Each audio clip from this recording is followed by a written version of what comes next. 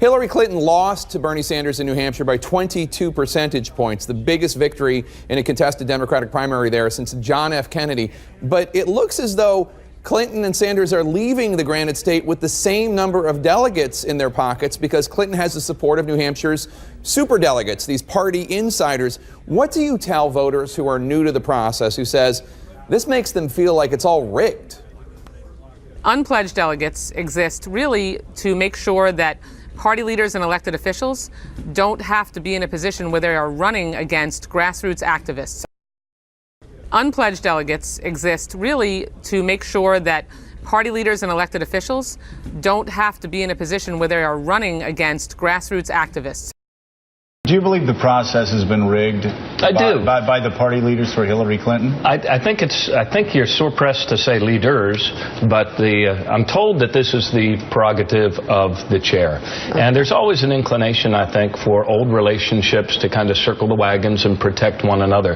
But that's not what our party's about. This is and now, tell our viewers who the chair is. The chair is Debbie Wasserman Schultz.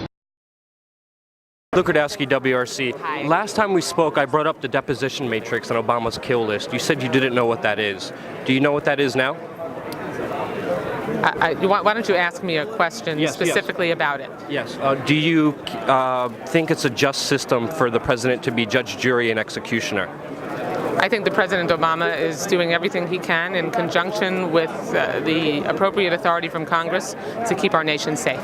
Do you trust someone like a Republican to have that power to also assassinate citizens overseas, American citizens, without the due process of law?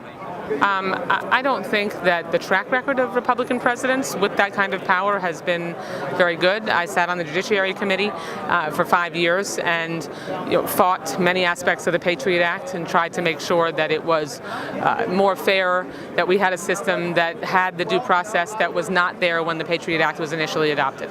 Now, there's a lot of declassified and classified information when it comes to this, but a 16-year-old American citizen was killed under this deposition matrix, under this kill list that Barack Obama has. Can you explain that? How can you justify that when there was no trial? I just don't know enough about that particular case to answer your question in any detail, and I'm just not someone, I'm not going to just make stuff up if I don't know. Is the power to kill an American citizen overseas something that you worry about transferring over to a Republican?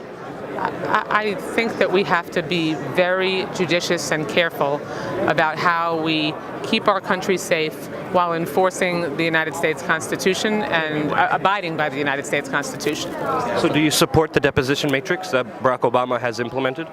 I support President Obama's balance that he has executed in being the chief executive and commander-in-chief, coupled with his interaction with Congress in making sure that we can effectively enforce our Constitution.